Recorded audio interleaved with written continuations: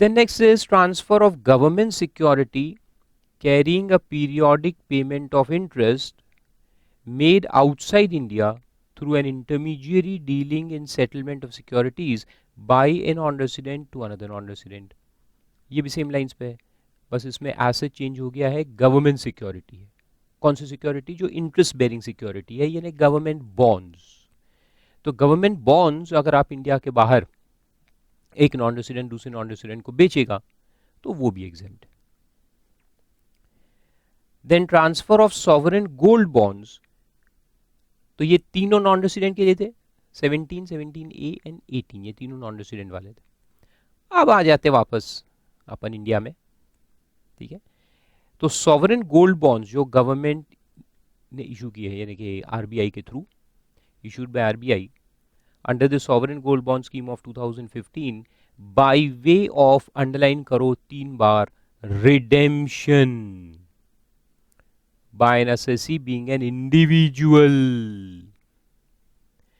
तो sovereign gold bonds में अगर आपने इन्वेस्टमेंट किया है, अगर आप इस सॉवरेन गोल्ड बॉन्ड्स को बेचेंगे तो वो टैक्सेबल है. If you sell the sovereign gold bonds in the market then it is taxable.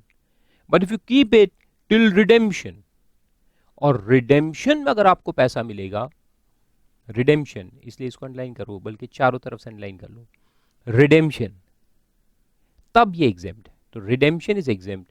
नीचे लिख दो सेल इज टैक्सेबल. तो आपको याद रहेगा, मार्केट में बेचोगे तो टैक्सेबल है, लेकिन इसको होल्ड करोगे till the due date of redemption, और रिडेम्पशन में आरबीआई से ही फिर आपको पैसे वापस मिलेंगे, तब ये एग्जेम्प्ट रहेगा. लेकिन किसके हाथ में? इंडिविजुअल्स के हाथ में. This exemption is only for individuals. तो ये भी अंडरलाइन कर लो, individuals.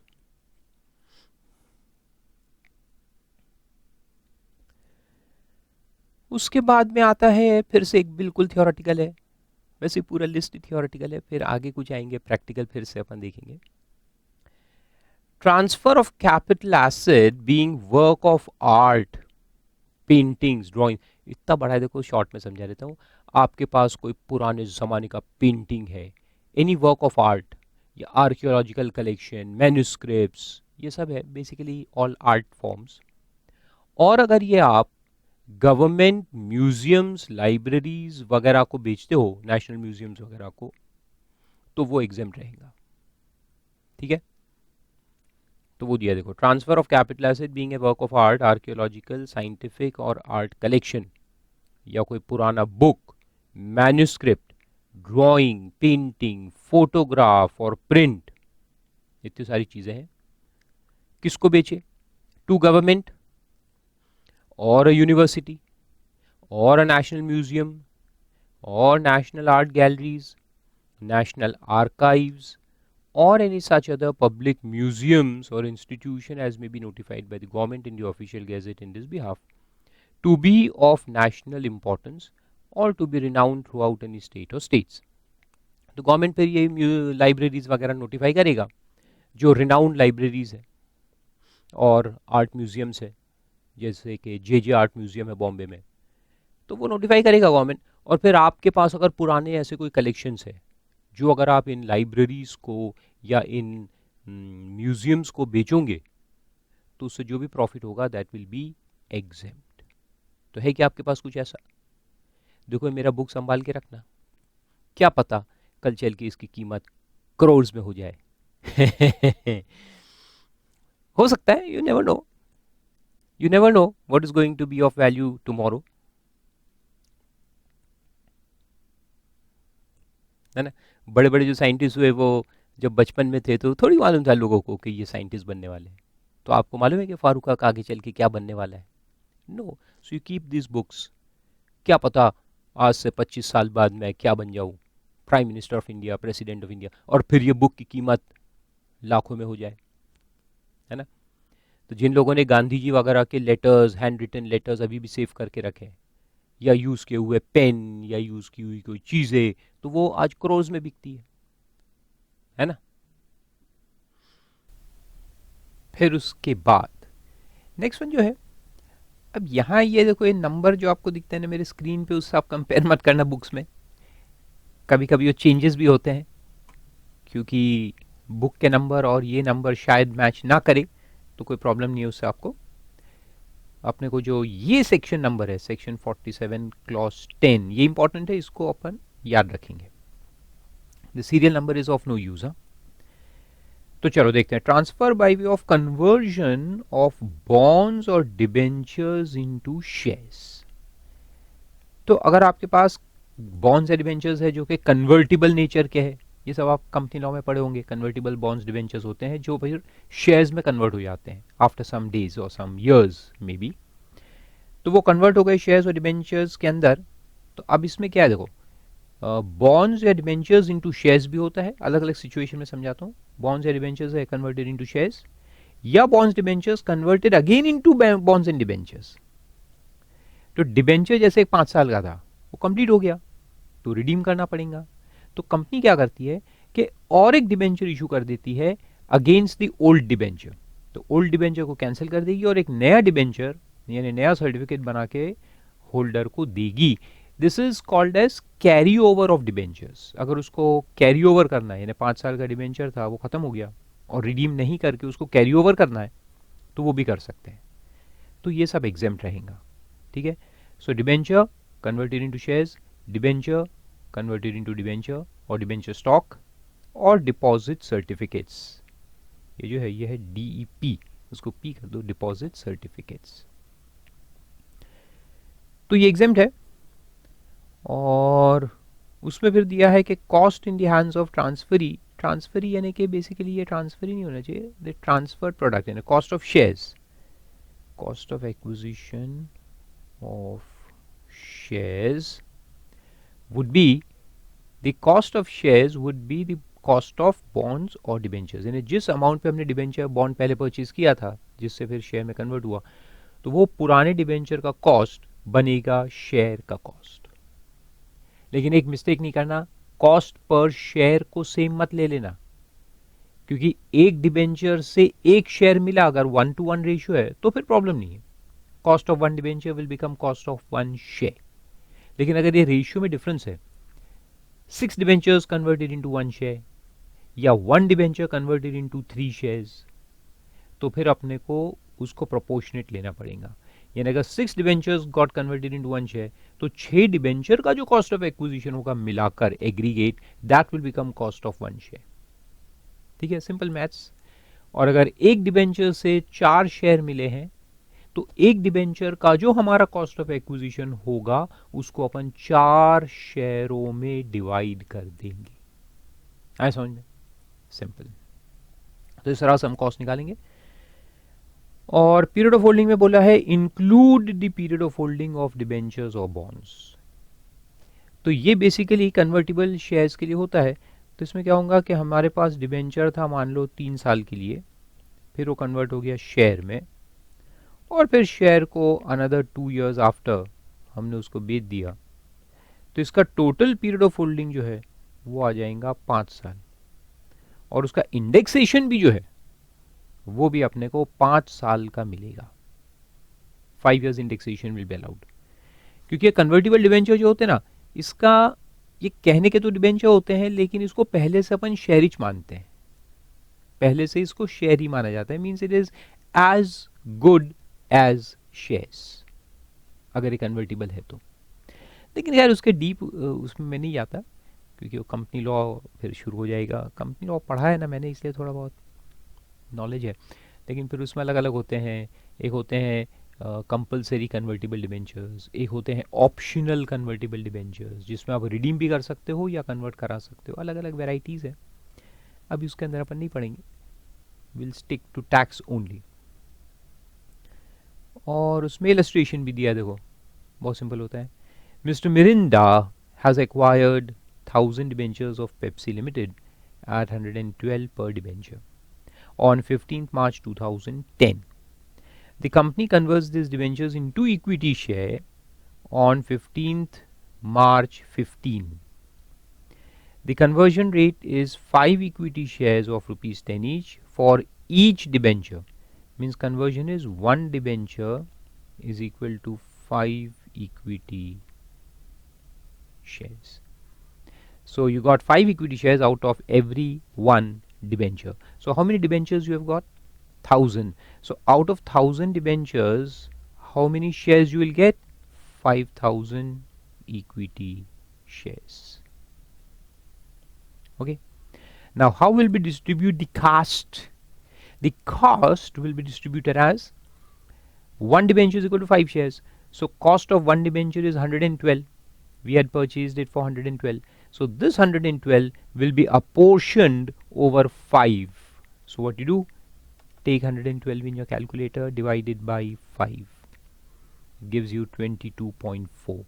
So the cost will be 22.4 per share.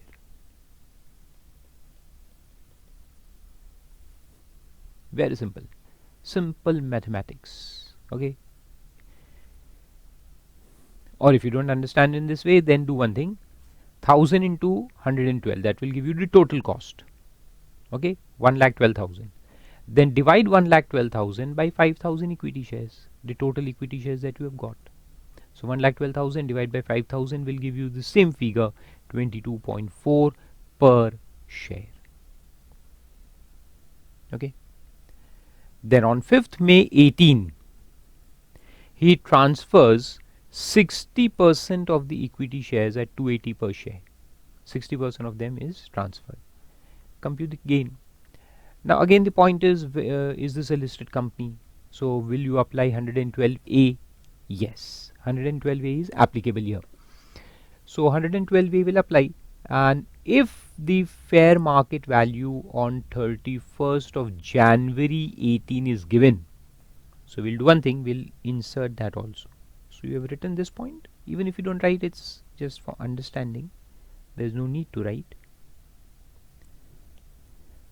So we'll just write down that fair market value on the recognized stock exchange on 31st January 18 was 29 per share. Okay, was 29 per share. So now how the cost will be taken? Cost will be as per this section. So 22.4 that we just calculated. 22.4 is the actual cost as per section 49. Cost of debentures will become cost of shares. So that is 22.4, or the fair market value 29, whichever is higher, will be 29 per share. So cost will become 29 per share. Okay, good. Now let's see. Let's calculate the gain. So period of holding will include the period of holding of debentures, right? So period of holding of debenture is how much? 15th March 2010 to 5th of May 2018. Okay, and we are assuming it to be listed shares, so we'll see 12 months, so more than 12 months, therefore long-term capital asset. Sale consideration is he transfers 60% of the equity shares. So all the shares have not been sold. 60%. 60% of how much? 5,000. You have got 5,000 shares. So 60% of 5,000 shares is equal to 3,000.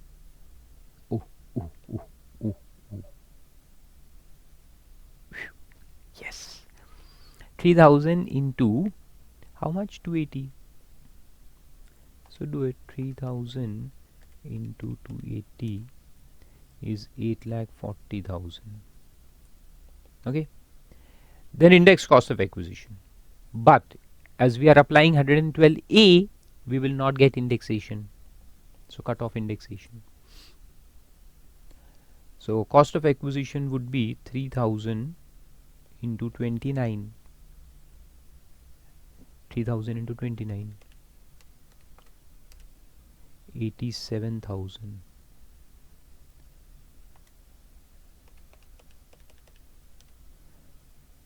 So 7,53,000. This will be the long-term capital gain, and you can write down taxable at 10% under section 112A.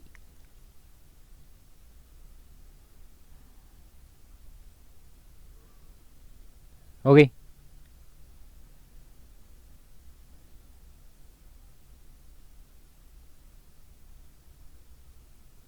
Good. Simple था. Conversion of debentures into shares, but this is a very commonly asked question in the exam, इसलिए इसको important mark कर दिया जाए. करने के बाद आगे बढ़ेंगे. नेक्स्ट वाला देखते हैं. This is again a theoretical one. Number 22. Conversion of foreign currency bonds, जो अभी ऊपर में देखे अपन ने foreign currency bonds, into shares.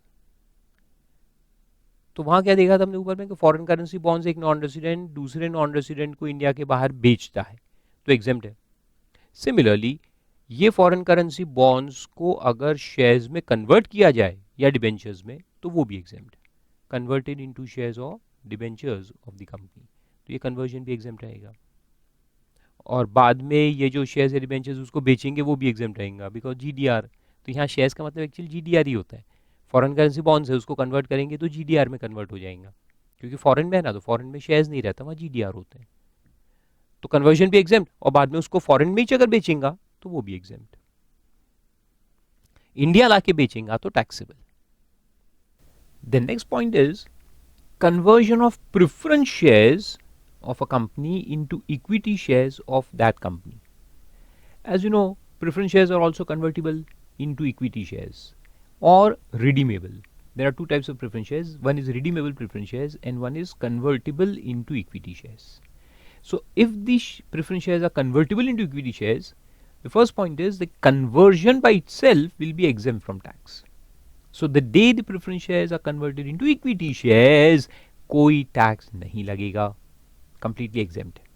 लेकिन बाद में जब आप ये इक्विटी शेयर्स को बेचेंगे तो कैपिटल गेन आएगा. तो सवाल वही पैदा होता है कि what is the cost of equity share and what is the period of holding. तो वो दिया है पे नीचे. Cost of equity share will be cost of preference shares.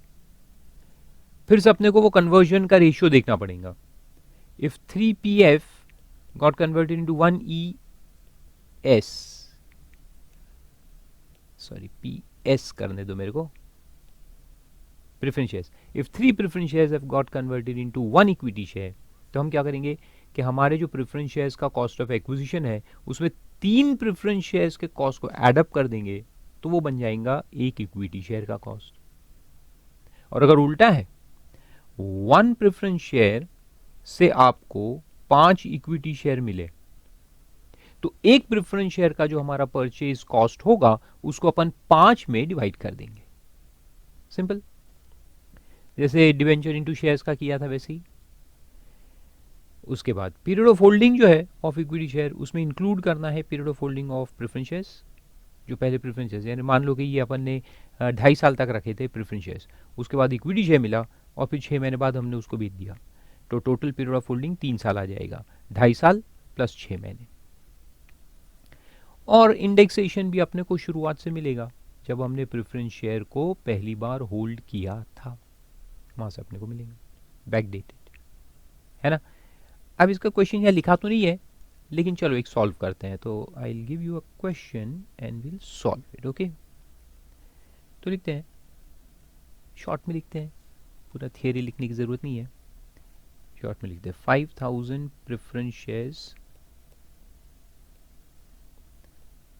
acquired on 10 January 2016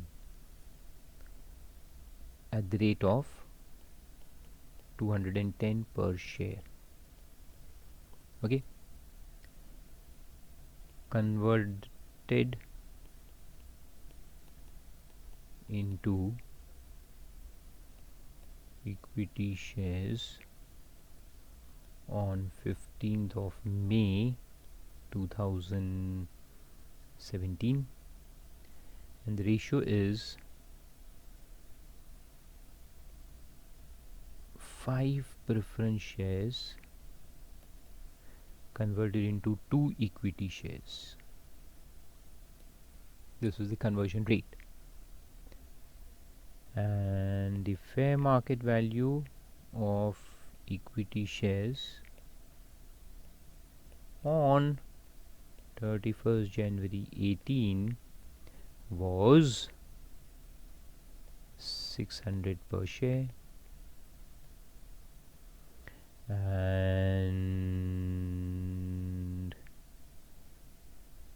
equity shares transferred on 15th December 18 at 570 per share. Simplest question I can give you. Okay, so calculate the gain, and the company is listed company.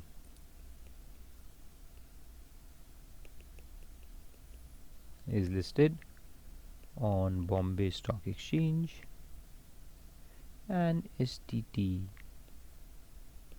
has been paid. Okay, STT has been paid. So now let's see. So what you do? Very simple. This is the cost of, first you find out how many equity shares you have got. So you have got 5,000 preference shares, and out of 5,000, 5,000 divided by 5 multiplied by 2 will give us 2,000 equity shares, right? So the solution is, first, number of equity shares received on conversion is equal to 5,000 divided by 5 into 2 means 2,000. So you have got 2,000 equity shares. Then we'll find out the cost. Cost is equal to, see, the ratio is, if you want to go by the net method, the ratio is 5 is equal to 2. Means the cost of 5 preference shares will become cost of 2 equity shares.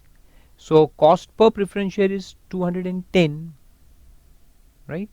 So 210 into 5 divided by 2.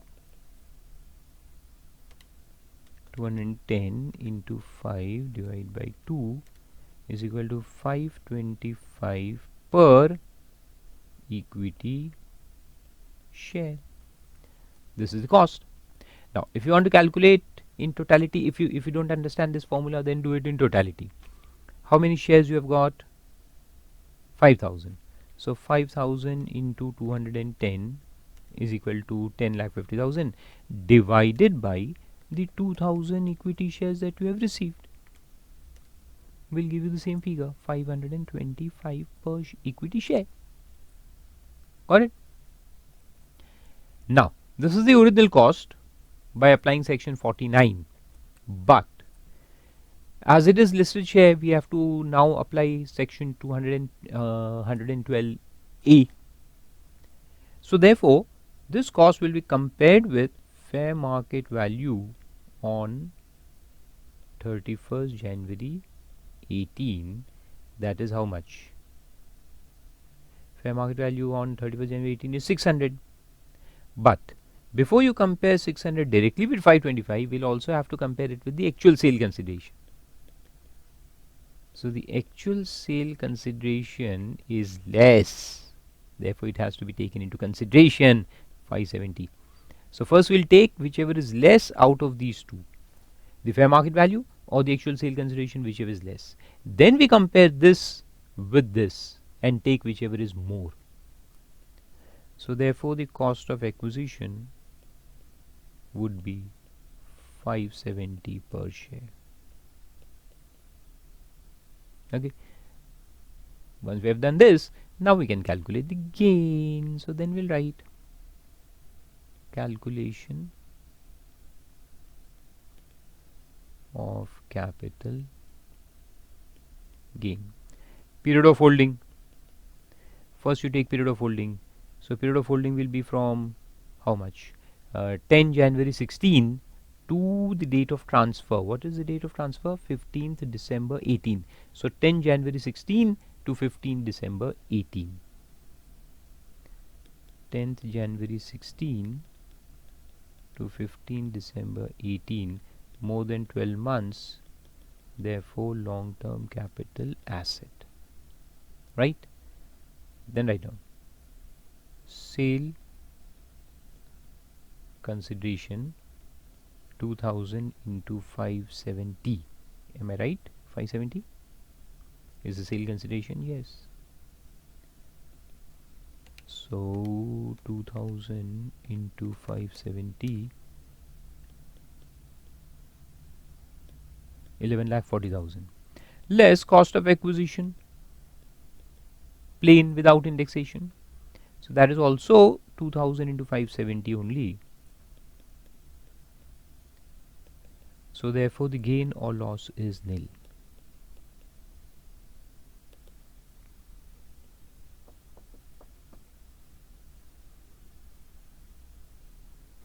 Understood? Simple.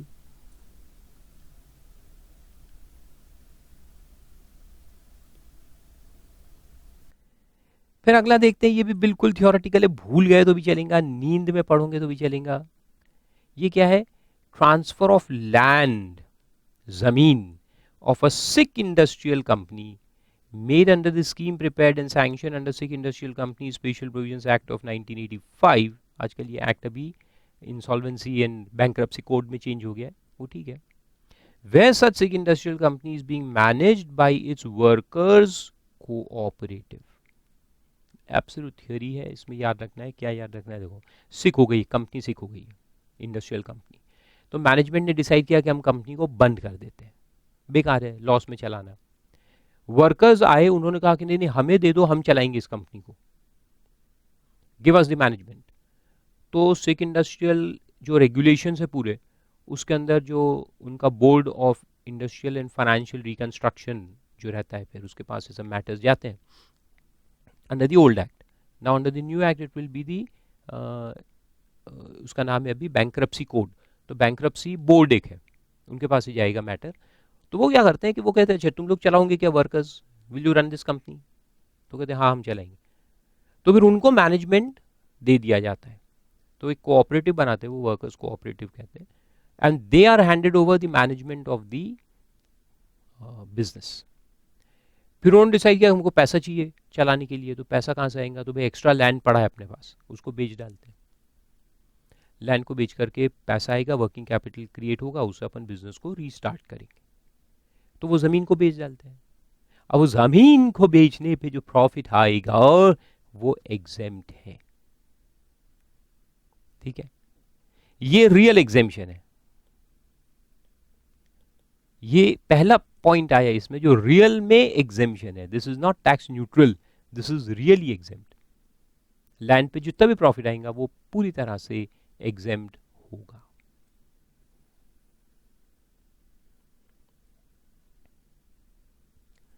Very good.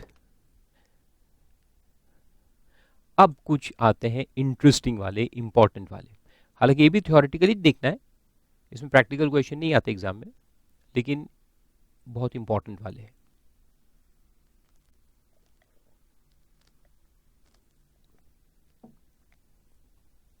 तो इसको जरा आप गौर से देखें, पानी वानी P ले.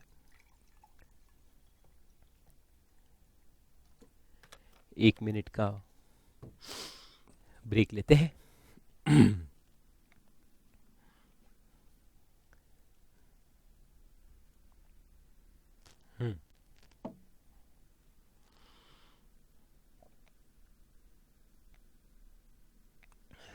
Ready everyone? Very good. अब देखो, ये जो अपन देखेंगे 3 पॉइंट यहां से देखेंगे अपन. Conversion of firm into company, ये सब बिजनेस रीऑर्गेनाइजेशन के पॉइंट है. एक आध क्वेश्चन का भी आपसे पूछ सकता है जनरल नॉलेज के लिए कि what are the tax benefits for business reorganisations. तो इसमें कितने आते हैं देखो. एक अमेलगमेशन ऑफ कंपनी, पहले देखा अपन ने, उसमें जो एसेट ट्रांसफर होते हैं वो सारे एग्जेम्प्ट, जो अमालगमेटिंग कंपनी अमालगमेटेड को देता है वो एग्जेम्प्ट। बिजनेस रीऑर्गेनाइजेशन के अंदर अमालगमेशन ऑफ कंपनी, फिर डीमर्जर ऑफ कंपनी देखा, उसमें भी एग्जेम्पशन है। अब यहां 3 देखेंगे, conversion of firm, partnership firm into company, conversion of sole proprietary concern into company, अपना सोल प्रोप्राइटरी कंसर्न उसको हम कंपनी में कन्वर्ट कर सकते हैं, पार्टनरशिप फर्म को कंपनी में कन्वर्ट कर सकते हैं। और एक देखेंगे, conversion of closely held companies, small companies, into LLP, limited liability partnership। तो ये तीनों जो कन्वर्जन्स है, इसमें जो एसेट्स का ट्रांसफर होगा, like firm will transfer all its assets to the company, proprietor will transfer all is assets to the company, and a private company and unlisted public company, that is closely held companies, will transfer all their assets to the LLP। तो ये जो transverse है ये exempt रहेंगे, correct, ये पूरी तरह से एग्जेम्प्ट रहेंगे। तो चलो देखते हैं, एक एक करके तीनों अपन देखते हैं। तो पहले शुरू करते हैं फर्म इनटू कंपनी। तो देखो, अकाउंटिंग एकेडमी एक फर्म है, मेरा ही था, उसको अगर हम कंपनी में कन्वर्ट कर दे, एक कंपनी स्टार्ट करे, ठीक है, और फर्म का पूरा बिजनेस, पूरे एसेट्स लायबिलिटी सब as a going concern, important point है ऊपर में लिख दो, एज अ गोइंग कंसर्न आपको कन्वर्ट करने का है। ऐसा नहीं कि एक 2-4 एसेट मार्केट में बेच दिए, 2-4 एसेट कंपनी को दे दिए, ऐसा नहीं, it has to be transferred as a going concern, the whole assets and liability must be shifted to the company as it is. तो यहां पर जितना भी प्रॉफिट अकाउंटिंग एकेडमी के हाथ में आएगा वो एग्जेम्प्ट रहेगा। एग्जेम्प्ट क्या, एग्जेम्प्ट तो नहीं है, टैक्स न्यूट्रल। तो टैक्स न्यूट्रल का मतलब वही है कि इसका 100 रुपए का एसेट यहां अगर 150 में दिया, 100 का एसेट 150 में दिया तो 50 एग्जेम्प्ट किया, लेकिन इस कंपनी के हाथ में वो एसेट का कॉस्ट क्या लाएंगे अपन, 100 रुपए, जो इसका कॉस्ट है वो इसका कॉस्ट बन जाएगा। तो ये प्रॉफिट जो यहां एग्जेम्प्ट हुआ वो बाद में यहां पर हम टैक्स कर देंगे, when this company will sell that asset later on। तो है ये टैक्स न्यूट्रल। सारे बिजनेस रीऑर्गेनाइजेशंस क्या रहते हैं, tax neutral. None of them is real exemption, none of them is a real exemption, they are all tax neutral. चलो तो देखते हैं अब इसमें कंडीशंस क्या है। कंडीशंस याद रखना है, थियरी क्वेश्चन कभी कभी एग्जाम में आ सकता है। So what are the conditions. तो देखो 5 कंडीशन है और पांचों का लॉजिक मैं आपको समझाता हूं, हर एक के पीछे कुछ लॉजिक है, 4 है सॉरी, और चारों के पीछे अपना अपना लॉजिक है। Number 1, all assets and liabilities of the firm shell become the assets and liabilities of the company. क्या लॉजिक है इसके पीछे, अरे अब भी तो समझा है, ऊपर लिखा भी है अपन ने, गोइंग कंसर्न, पूरे एसेट्स एंड लायबिलिटी ट्रांसफर होने चाहिए, नॉट पीस मिल के आधा बिजनेस हमने मार्केट में बेच दिया और आधा बिजनेस कंपनी को दिया, ऐसा नहीं, ऑल एसेट्स एंड लायबिलिटीज। तो इसका लॉजिक है कि it should be transferred as a going concern. Only the management has change, the basic identity has change, otherwise the business remains the same, ऐसा उसका मतलब है, the business will remain same.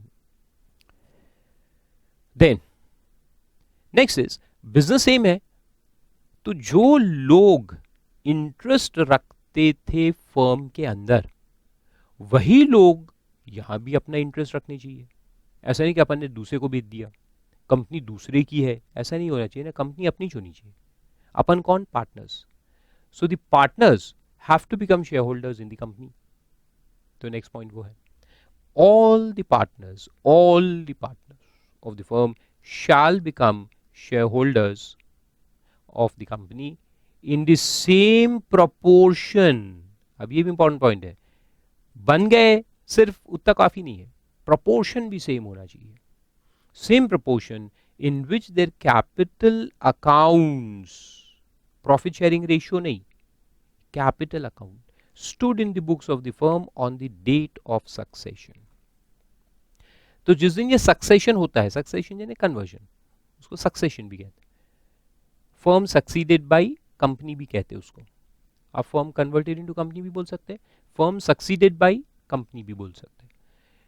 तो succession जिस दिन हुआ उस दिन अपन फर्म का एक बैलेंस शीट बनाएंगे, क्लोजिंग बैलेंस शीट, और उस बैलेंस शीट में पार्टनर्स के जो कैपिटल अकाउंट बैलेंसेस दिखेंगे, जो भी रेशियो में दिखेंगे, उस रेशियो में उनको शेयर्स का अलॉटमेंट होगा। आ रहा है समझ में? जिस रेशियो में पार्टनर्स के कैपिटल अकाउंट बैलेंसेस दिखेंगे उसी रेशियो में शेयर्स का अलॉटमेंट होना चाहिए। प्रॉफिट शेयरिंग रेशियो नहीं, लिख दो, not in profit sharing ratio, not in PSR। Profit sharing ratio count नहीं कर रहे अपन, अपन क्या देख रहे हैं? Capital account balance. याद रहेगा? और क्या नहीं करना वो भी याद रहेगा। Very good. तो कैपिटल अकाउंट बैलेंसेस के रेशियो में डाल देंगे। अब एक प्रॉब्लम आता है यहां, समझा दूं एक problem. What if one of the partners has a debit balance in his capital account? Debit balance हुआ तो उसने विड्रॉल्स बहुत कर लिए थे तो उसका अकाउंट डेबिट में चल रहा है, तब क्या? अब डेबिट बैलेंस है तो प्रॉब्लम आ जाएगा ना, क्योंकि उसको शेयर्स अलॉट कैसे करेंगे? डेबिट बैलेंस वाले को शेयर्स अलॉट कैसे करेंगे? उससे तो पैसा फर्म ने लेना है तो उसको शेयर्स का अलॉटमेंट कैसे देंगे? और अगर दे देंगे, मान आप कहोगे सर एक शेयर दे दो, अरे एक शेयर देंगे तो फिर जो ये प्रपोर्शन है वो डिस्टर्ब हो जाएगा। या तो उसको शेयर होल्डर मत बनाओ, शेयर होल्डर नहीं बनाओगे तो ये डिस्टर्ब हो गया, ऑल पार्टनर शैल become share holders, condition fail. अच्छा एक शेयर देके बना देंगे तो प्रपोर्शन डिस्टर्ब हो गया, तो फिर कैसे करेंगे बताओ आप? How will you do it?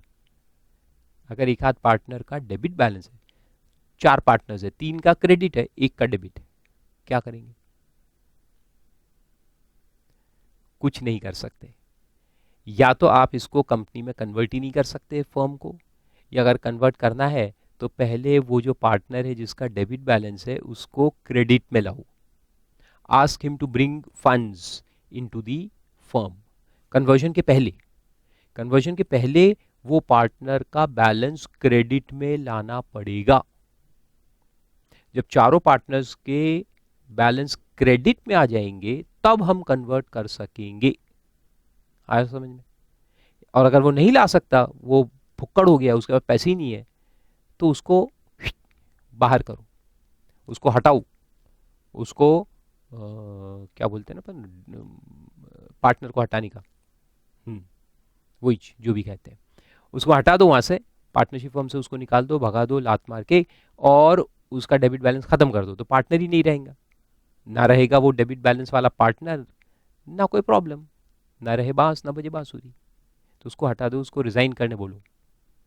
देखिए, रिमूवल ऑफ द पार्टनर। और फिर 3 पार्टनर बचेंगे, तीनों का क्रेडिट बैलेंस रहेगा, then we can convert it into company. ठीक है, आया समझ में? तो सारे पार्टनर शेयर होल्डर्स बनने चाहिए। इसके पीछे अब लॉजिक क्या है? देखो, लॉजिक ये है कि सारे जो लोग फर्म कंट्रोल कर रहे थे, यानी फर्म जिन लोगों को बिलोंग कर रहा था, कंपनी भी उन्हीं लोगों को बिलोंग करनी चाहिए, और उनका जो इंटरेस्ट कैपिटल अकाउंट बैलेंसेस है, उतना पैसा तुमको लेना है firms, that is your interest in the assets of the company, right?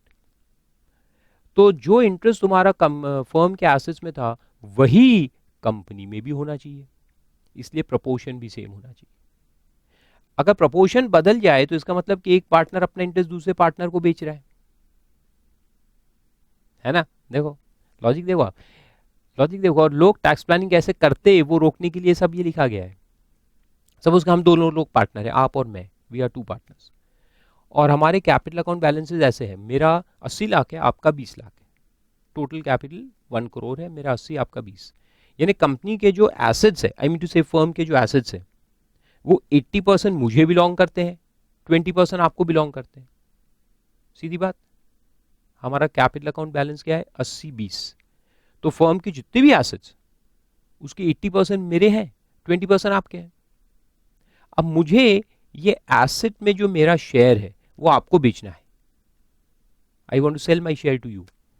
मैं अपना 80% जो इंटरेस्ट मेरे पास है वो आपको बेचना चाहता हूं, उसमें से कुछ पार्ट, मे बी 50%। ओके। अभी अगर नॉर्मल कोर्स में मैं बेचूंगा तो कैपिटल गेन अराइज हो जाएगा, है ना। तो अपन काम करते हैं, अपन कंपनी में कन्वर्ट करते हैं एग्जामिशन के लिए। Will convert this firm into company.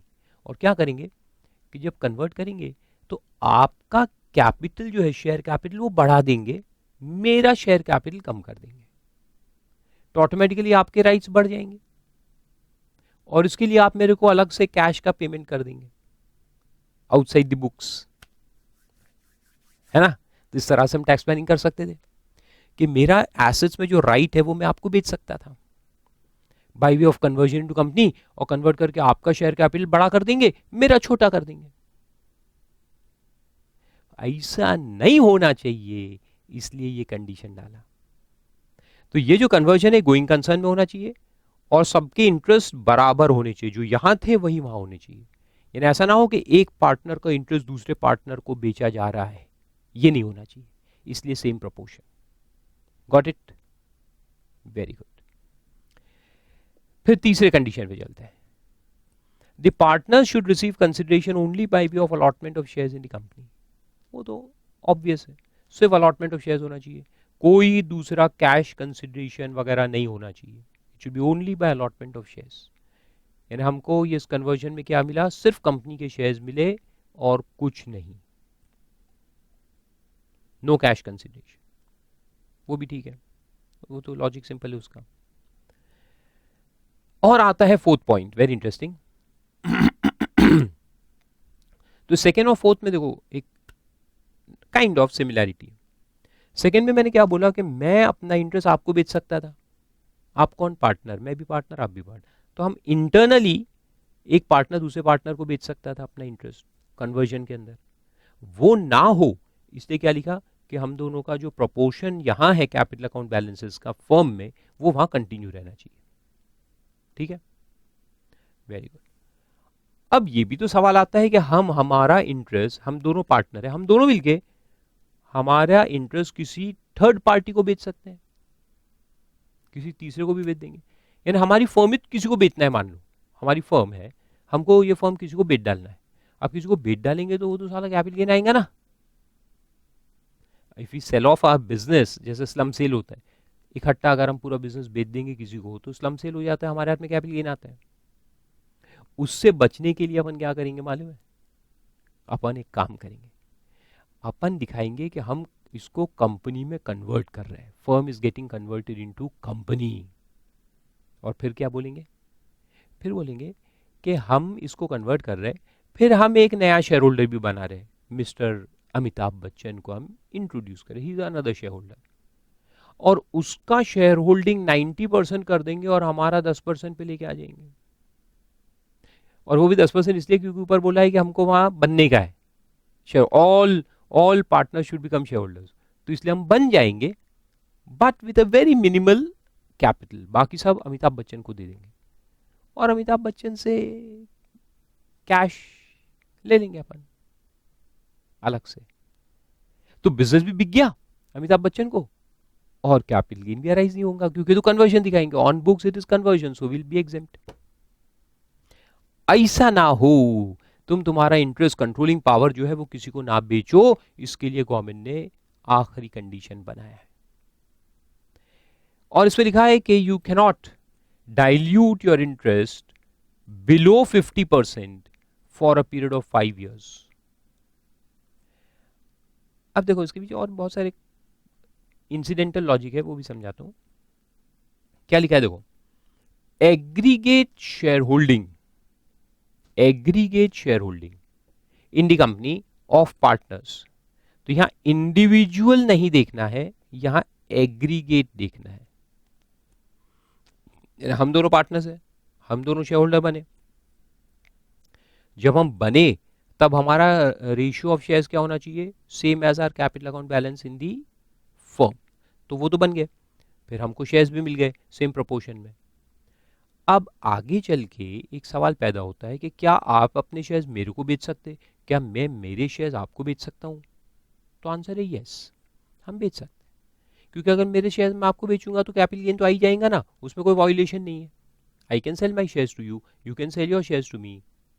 हम बेच सकते हैं, बिल्कुल बेच सकते हैं, हम बाहर वालों को भी बेच सकते हैं, दैट इज ऑल्सो अलाउड।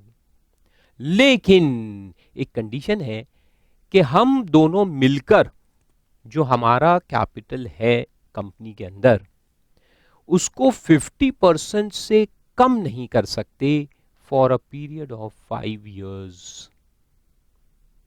यानी थोड़ा बहुत हम बेच सकते हैं, आपस में तो पूरा ही बेच सकते हैं, क्योंकि आप मेरे को बेचो मैं आपको बेचू, एग्रीगेट में तो सेम ही रहेगा।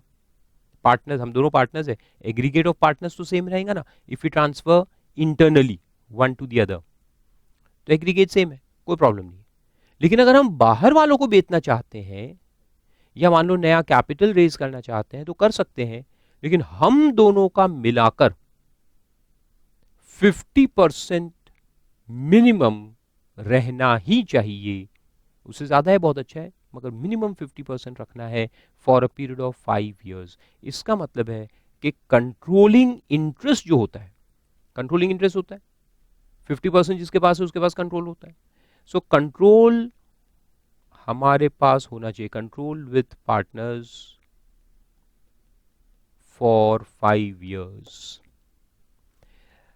तो अगर हम अमिताभ बच्चन का इंटरेस्ट क्रिएट करना चाहते हैं हम कर सकते हैं, we can add him to our company, we can give him 50% shares in totality. अभी 50 दे देंगे, 50 अपने पास रखेंगे और 5 साल तक ऐसे कंटिन्यू करेंगे। फिर 5 साल के बाद आप बेच दो, वो चलेगा। यानी 5 साल के बाद कंट्रोलिंग इंटरेस्ट आप ट्रांसफर कर दो, that's fine, but not for the first 5 years। तो गवर्नमेंट कहते हैं भाई 5 साल तो पार्टनर्स कंटिन्यू करे, फिर बाद में तो खैर ठीक है, बाद में तो भाई कंपनी है, कंपनी में तो चेंज होते रहता है ऊपर नीचे, पीपल में कम पीपल में गो। 5 साल कंटिन्यू करो, यानी तुम्हारा अभी जो कन्वर्जन है, कन्वर्जन में इंटरेस्ट तुम्हारा जो है वो कंटिन्यू रहना चाहिए। यानी तुम्हारा इंटेंशन अभी कभी सेल का नहीं होना चाहिए। 5 साल कंटिन्यू करो, फिर आप बेचो, that's fine, then it's okay. यानी 5 साल तक आप कंपनी को डाइवोर्स मत दो फिर उसके बाद तो खैर ठीक है, फिर कुछ भी करो। समझ में आया? So aggregate share holding in the company of the partners should be 50% or more of the total voting power of the company, and their shareholding continues to be as such in a equal to or more than 50% for a period of 5 years from the date of succession। तो यहां पे मेरी बातें अच्छे सुन लो। हाँ, ये बिल्कुल भी कंडीशन नहीं है कि all partners should remain partners for 5 years। इसमें लोग कुछ एडिशनल चीजें समझ लेते हैं बेकार की, अननेसेसरीली, वो नहीं करना। हाँ, देखो ऐसा कहीं नहीं लिखा है कि सारे पार्टनर्स को शेयर होल्डर्स रहना है 5 साल तक, लिखा है क्या कहीं? बिल्कुल नहीं लिखा है। इसमें यह भी नहीं लिखा है कि पार्टनर्स का जो रेशियो है अलॉटमेंट के टाइम पे, जो रेशियो में हमने अलॉट किए वो सेम होना चाहिए 5 साल के लिए, लिखा है क्या? ऐसा लिखा है क्या? देखो ये सेकेंड पॉइंट में लिखा है क्या कि they should maintain this proportion for 5 years? नहीं लिखा है, वो कंडीशन नहीं है।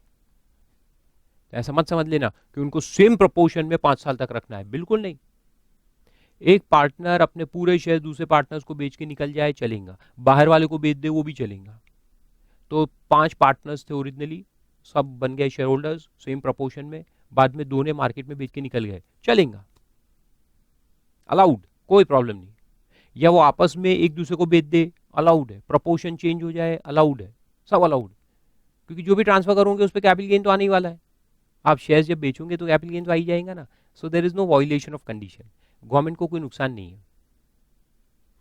बट द कंडीशन इज आपस में चेंज कर लो, सब चलेगा, लेकिन जो भी पार्टनर्स बचेंगे कंपनी के अंदर उनके पास एग्रीगेट में 50% वोटिंग पावर रहना चाहिए for a period of 5 years। ऐसा जो भी बचेंगे और जिस प्रोपोर्शन में भी बचेंगे 5 साल तक 50% कलेक्टिवली रखने का है। यानी कंट्रोलिंग इंटरेस्ट पार्टनर्स के हाथ में रहना चाहिए फॉर 5 years।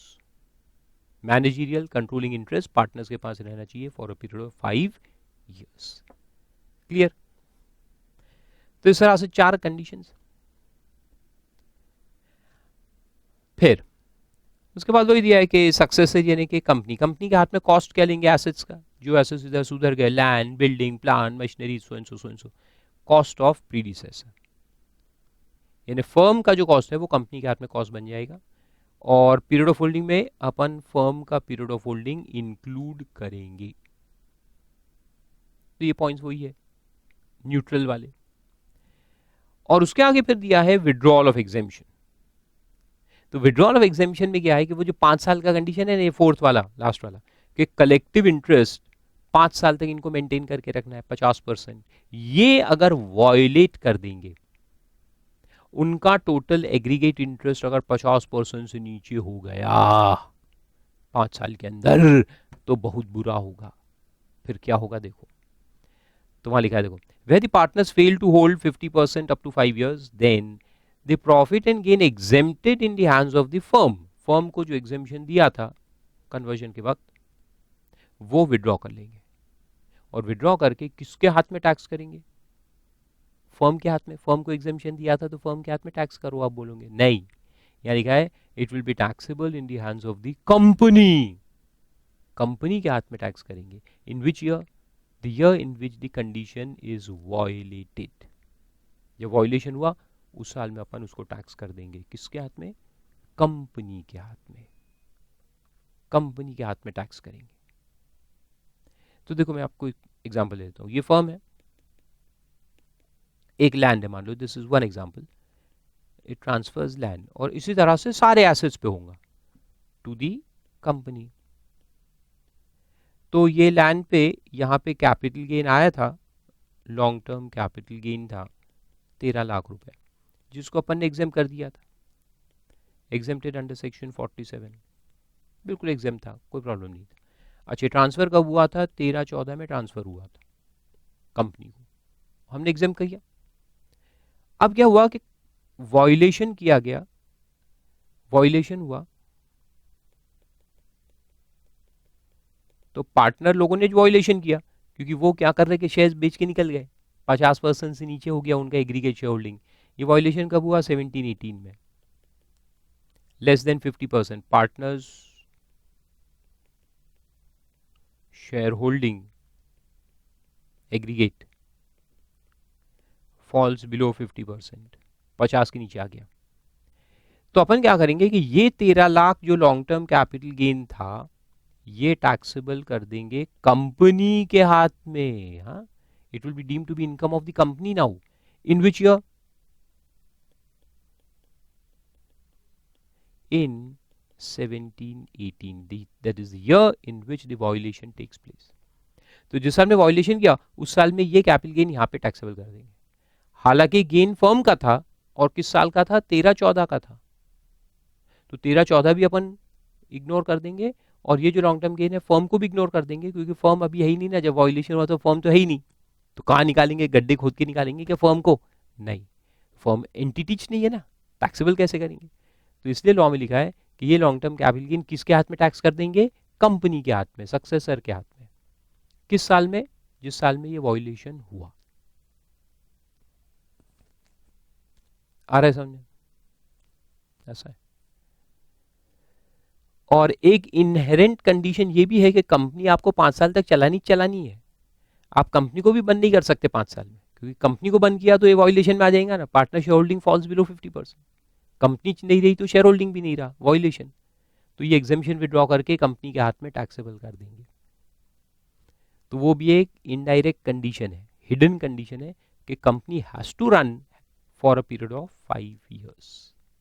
उसको जिंदा रखना पड़ेगा, और पार्टनर्स को भी जिंदा रखना पड़ेगा 5 साल तक।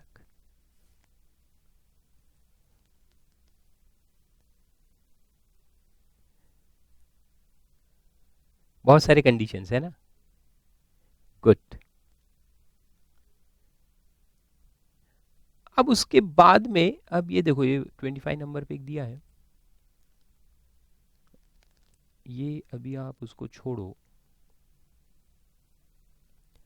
उसको बाद में आके कराता हूं, पहले उसके बाद आ जाओ 26 नंबर पे, conversion of sole proprietary concern into company, same lines पे, तो इसको पहले अपन देख लेते हैं।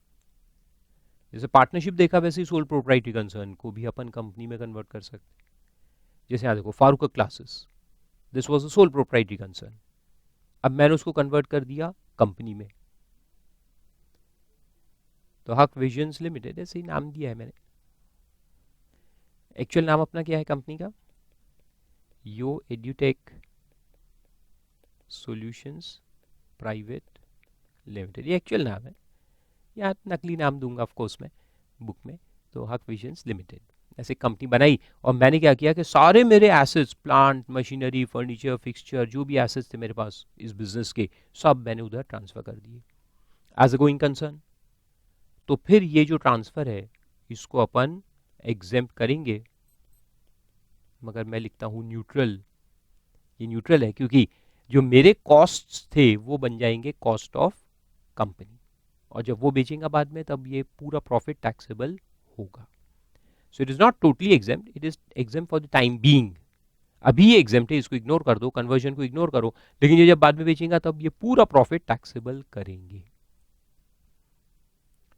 अब इसमें सोल प्रोप्राइटरी कंसर्न में 3 कंडीशन है, देखो सेम टू सेम है, एक्सेप्ट दैट कि वहां एक वो जो कंडीशन था प्रोपोर्शन वाला वो यहां नहीं है, क्योंकि यहां अकेला रहता है ना, प्रोप्राइटर तो अकेला है, तो अकेला जो है वही उधर शेयर होल्डर बनेगा, और उसके पास 50% शेयर होल्डिंग रहना चाहिए for a period of 5 years. 5 साल तक मेरे पास 50% शेयर होल्डिंग यानी वोटिंग पावर 5 साल तक रहना चाहिए। बाकी कंडीशंस वही है, all assets and liability should transfer यानी गोइंग कंसर्न। फिर देखो the share holding of the sole proprietor in the company should be 50% or more, giving 50% or more voting power for a period of 5 years, and the sole proprietor receives only shares as consideration. Consideration सिर्फ shares में मिलना चाहिए और कुछ नहीं, no cash nothing, और 50% share holding मेरे को मेंटेन करना है for a period of 5 years. यानी जब मैं शेयर होल्डर बनूंगा तब मेरा ही बिजनेस है, तो ऑफकोर्स 100% मेरे को ही मिलेगा, फिर मैं कुछ शेयर्स किसी को, कुछ शेयर्स किसी को ऐसे बेच सकता हूँ। आई कैन सेल, ऐश्वर्या को दिया, प्रियंका को दिया, दीपिका को दिया, थोड़े थोड़े शेयर्स में बेच दूंगा, लेकिन 50% मेरे को रखने का है। कितने साल? 5 साल। 5 साल के बाद फिर मैं पूरे शेयर्स बेच दूं, चलेगा, नो वायोलेशन नथिंग, सिर्फ शेयर्स बेचने पर जो इनकम आएगी वो आएगी। और फिर वो कॉस्ट पीरियड ऑफ होल्डिंग वो भी सेम है, और विड्रॉल ऑफ एग्जेम्पशन भी सेम है कि अगर मैंने सोल प्रोप्राइटर ने 50% से नीचे कर दिया अपना शेयर होल्डिंग 5 साल के अंदर, तो जो एग्जेम्पशन मुझे मिला था वो विड्रॉ करके किसके हाथ में टैक्स करेंगे? कंपनी के हाथ में। ये दोनों केस में देखो एग्जेम्पशन मिलता मेरे को है, पार्टनर्स को या प्रोप्राइटर को, लेकिन टैक्सेबल जब होता है तो किसके हाथ में होता है? कंपनी के हाथ में होता है। ये याद रखने की बात है। कौन से साल में? वॉयलेशन वाले साल में, जब मैंने वॉयलेशन किया इधर तब कंपनी के हाथ में टैक्सेबल हो जाएगा। तो इसमें कहानी सुनाता हूँ, बहुत अच्छी है, कि इसकी टोपी उसके सर, ऐसा लिख के रख दो तो याद रहेगा, फिर आप भूलोगे नहीं। इसकी टोपी उसके सर, बोलते हैं ना अपन, एक कॉमन ये है फ्रेज या डायलॉग, इसकी टोपी उसके सर। यानी मैंने कैपिटल गेन एग्जेम्पशन ले लिया, मैंने देखो मेरे को एसेट बेचना है, मान लो मेरे को मेरा बिजनेस बेच डालना है, स्लम सेल, अगर स्लम सेल में बेचूंगा तो कैपिटल गेन आ जाएगा, मेरे को टैक्स पे करना है। So what I do is I convert my business into a company, convert कर दिया। कन्वर्ट करने के बाद मैं मेरे शेयर्स बेच के निकल जाऊंगा, पहले लिस्ट भी करा लूंगा, लिस्टिंग करा लेंगे कंपनी का, पब्लिक कंपनी बना लेंगे, लिस्टिंग करा लूंगा, 1 साल होल्ड कर लूंगा, लॉन्ग टर्म हो जाएंगे, फिर मैं इसको बेच दूंगा अपने शेयर्स मार्केट में, एसटीडी लगेगा, मेरा पूरा long term capital gain exempt हो जाएगा शेयर्स का पूरा long term capital gain exam, because STT will be charge. और जो इधर एसेट्स बेचने पर जो कैपिटल गेन आया था वो तो पहले जो मैंने एग्जाम्पशन लिया था वो विड्रॉ होगा, क्योंकि मैंने 5 साल के अंदर बेच दिया, लेकिन विड्रॉ होकर किसके हाथ में टैक्स होगा? कंपनी के हाथ में। मेरे को क्या लेना देना, कंपनी भरती रहेंगी टैक्स, मैं तो अपने शेयर बेच के निकल गया। तो मैंने इधर से जो बिजनेस ट्रांसफर किया वो भी एग्जेम्पशन ले लिया। मान लो कि मेरे बिजनेस के एसेट्स की वैल्यू यानी कॉस्ट 10 लाख, मैंने 10 करोड़ में कंपनी को ट्रांसफर किया, यानी I book the profit of 9 crore 90 lakh, totally exempt, totally exempt. अब वो 9 करोड़ 90 लाख के जो शेयर्स आ गए मेरे पास, बल्कि 10 करोड़ के शेयर्स आ गए, क्योंकि मैंने बिजनेस 10 करोड़ में ट्रांसफर किया, तो मेरे पास शेयर्स कितने ही आ गए, 10 करोड़। मैंने मार्केट में बेच डाले लॉन्ग टर्म, 1 साल हो गया लॉन्ग टर्म करके बेच डाले, एसटीटी लगा, पूरा प्रॉफिट एग्जेम्प्ट शेयर्स के ऊपर, तो मेरे 10 करोड़ कैश में आ गए मेरे पास, फुल प्रॉफिट एग्जेम्प्ट। और जो मैंने ओरिजिनली शिफ्ट किया था वो भी एग्जेम्प्ट, ये भी एग्जेम्प्ट, दोनों एग्जेम्प्ट। और क्योंकि मैंने 5 साल के अंदर बेचा है, वॉल्यूशन किया है, तो इसका भुगतान कौन करेगा, कंपनी। कंपनी विल नाउ पे tax on that capital gain of 9 crore 90 lakh. मैं तो निकल जाऊंगा, मेरे को क्या लेना देना। ऐसा करने का नहीं है, बैड थिंकिंग। ये सिर्फ आपको याद रखने के लिए मैंने बताया कि ऐसा आप कर सकते हो, डोंट डू इट, नहीं तो उधर के शेयर होल्डर्स पकड़ के मारेंगे तुमको।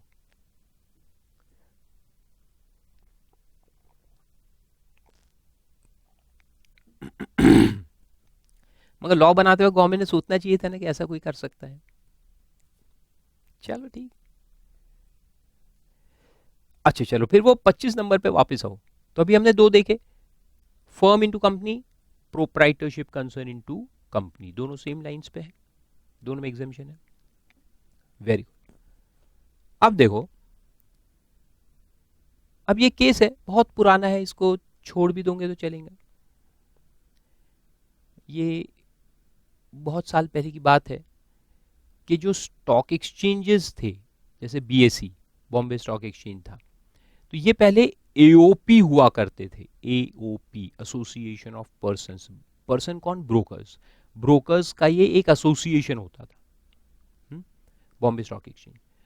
तो एसोसिएशन में क्या होता था कि ब्रोकर्स ही उसके मैनेजमेंट में भी रहते थे और ब्रोकर्स ही बिजनेस भी करते थे, तो वो बहुत मैनिपुलेशंस करते थे और पब्लिक का पैसा डुबाते थे। बहुत सारे स्कैम हुए, हर्षद मेहता स्कैम और Ketan Parikh scam and this and that, बहुत सारे स्कैम्स करते थे लोग।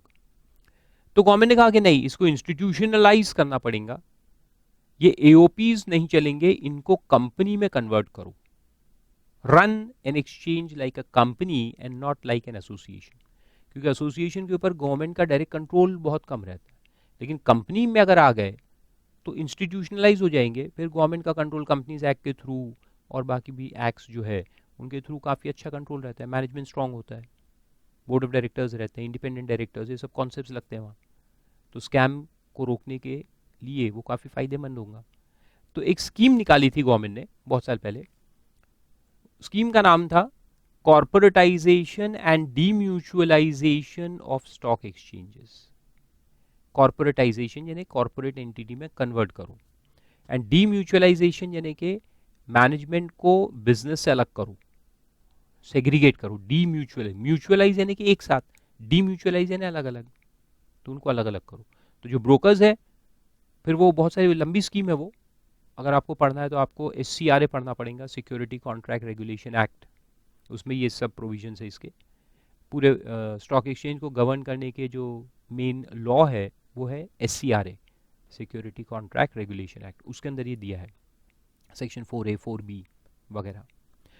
तो उसमें ऐसा रहता है कि जो ब्रोकर्स है, जो ब्रोकर्स का बिजनेस करते हैं, वो मेंबर बनेंगे इस कंपनी के, लेकिन उनके पास 50% वोटिंग पावर ही रहेगा, बल्कि 49%। और उसके 51% voting power should be in the hands of general share holders who are not brokers. Controlling interest of company should not be in the hands of brokers. Similarly board of directors में भी इनके कुछ representatives रहेंगे, 12 अगर है तो उसमें 3 इनके रहेंगे ब्रोकर्स लोगों के, बाकी सब independent directors who are not brokers. तो इस तरह से क्लीनिंग ऑफ सिस्टम के लिए काफ़ी उसमें प्रोविजंस किए गए। अब ये पुराना इसलिए क्योंकि वो डीम्यूचुअलाइज हो गया, BSE has been demutualise, it has been corporatise, खत्म। तो अभी 17-18 में इसका कोई रेलेवेंस नहीं है, ये एक बार हो गया, क्लीनिंग हो गया सिस्टम। और अपने स्टॉक हाउसेज ही कितने हैं इंडिया में, बहुत कम स्टॉक एक्सचेंजेस, और वो सब अभी जो पहले नहीं थे। एनएसई जो है, national stock exchange, that was already a company, but BSE was not a company, तो उसको फिर यहाँ कन्वर्ट किया गया। So it's an old provision, एक बार पढ़ के छोड़ दो उसको। तो बस वही है कि एओपी जब कंपनी में कन्वर्ट होगा तो इसके सारे एसेट्स, एओपी के जो पूरे एसेट्स है वो कंपनी को ट्रांसफर होंगे, तो वो एग्जेम्प्ट। और एग्जाम भी क्या, वो ये न्यूट्रल, मतलब कंपनी के हाथ में ये एसेट्स का कॉस्ट क्या लेंगे, एओपी का, सिंपल। और इसी से रिलेटेड फिर अगले पॉइंट में आओ, 27। तो 25 से ये 27 रिलेटेड है, लिख दो रिलेटेड टू 25 नंबर।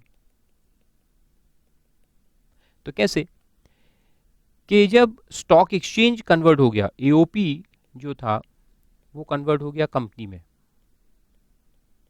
ठीक है। तो एओपी में जो मेंबर्स का राइट था, मेंबर्स जो थे ब्रोकर्स, वो खत्म हो गया, क्योंकि एओपी खत्म हो गई ना। एओपी के सारे एसेट्स जब कंपनी को चले गए, एओपी तो डिसॉल्व हो गई। तो इसके जो मेंबरशिप राइट्स थे जो लोगों ने खरीदे थे to become broker, membership right in it, when you wanted to become a broker you had to pay some money and acquire this membership right of the brokership यानी of the exchange। अब ये membership right के बदले में company से तुमको क्या मिलेगा, दो चीजें मिलेंगी। So company will give you two things, shares to represent your membership and trading rights for your business. तो जो तुम्हारा बिजनेस है ब्रोकरशिप का, उसके लिए तुमको ट्रेडिंग राइट्स मिलेंगे, that you can trade on the exchange, और मेंबरशिप के लिए तुमको शेयर्स मिलेंगे। और ये दोनों राइट अब अलग अलग हो जाएंगे, पहले ये एक साथ थे। To become a member you get rights, rights चाहिए तो मेंबर बनो, मेंबर बनोगे तो राइट्स मिलेंगे ही मिलेंगे, तो दोनों कंबाइन थे, अब दोनों अलग अलग हो गए। अब अलग अलग हो गए तो हम क्या कर सकते हैं कि शेयर्स को बेच सकते हैं मार्केट में, राइट्स को रख सकते हैं ट्रेडिंग राइट्स, या ट्रेडिंग राइट्स को बेच सकते हैं, शेयर्स को रख सकते हैं, या दोनों भी बेच सकते हैं, क्योंकि अब अलग अलग हो गए, है ना। So you can sell your shares and keep rights and do brokership business. Or if you don't want to continue your brokership business, you can sell off these rights and continue to remain a member of the exchange. या दोनों को बेच दो। तो सवाल ये पैदा होगा कि ये शेयर और ट्रेडिंग राइट्स का कॉस्ट ऑफ एक्विजिशन क्या है और इनका पीरियड ऑफ होल्डिंग क्या है, क्योंकि अपन ये बेचेंगे, ये दोनों जब बेचेंगे तो ये टैक्सेबल होंगे ना, तो इसका कॉस्ट क्या है और पीरियड ऑफ होल्डिंग क्या है, ये सवाल पैदा हुआ। अभी तो एग्जेम्प्ट है, ये जब ये मेंबरशिप कैंसिल होगा और आपको ये शेयर्स मिलेंगे, ट्रेडिंग राइट्स मिलेंगे, ये एग्जेम्प्ट है। लेकिन बाद में जब आप ये दोनों को बेचोगे तो टैक्सेबिलिटी आएगी, तो उनका कॉस्ट क्या है, पीरियड ऑफ होल्डिंग क्या है, सवाल पैदा होगा। तो देखो दिया है वहां नीचे, शेयर्स जो आपको मिलेंगे उसका कॉस्ट रहेगा cost of membership in the exchange. Original जब एक्सचेंज का हमने मेंबरशिप लिया था, मान लो कि 2 करोड़ पे करके हम मेंबर बने थे, so that 2 crore will become the cost of shares fully. पूरा ही जो कॉस्ट है अपना मेंबरशिप का पूरा कॉस्ट वो बन जाएगा शेयर्स का कॉस्ट। तो फिर ट्रेडिंग एंड क्लियरिंग राइट्स जो मिले उसका कॉस्ट क्या है, नील। यानी यहां पर कॉस्ट को डिवाइड नहीं करने वाले, दोनों में कॉस्ट को डिवाइड नहीं करेंगे, जो मेंबरशिप का फुल कॉस्ट था वो किसका बना देंगे, शेयर्स का पूरा पूरा। और ट्रेडिंग राइट्स का कॉस्ट क्या लेंगे, नील, एब्सोल्यूट नील, ठीक है, सिंपल। और पीरियड ऑफ होल्डिंग दोनों का जो अपन लेंगे उसमें मेंबरशिप जो हमारी थी एओपी में उसको ऐड करेंगे, दोनों ही केस में। तो हम मान लो 1980 से मेंबर है तो दोनों को 1980 से काउंट करेंगे, शेयर्स को भी और क्लियरिंग राइट्स को भी। तो दोनों के पीरियड ऑफ होल्डिंग में इंक्लूड करना है period of holding of membership in the exchange. आया समझ में? तो उसे लॉन्ग टर्म शॉर्ट टर्म अपन निकाल लेंगे। तो ऐसा है, ये सिंपल है, कोई काम का नहीं है।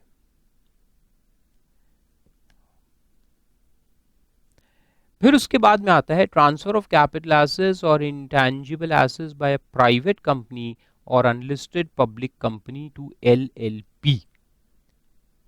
अब एलएलपी वाला केस, तो 3 अपने को देखना है ना।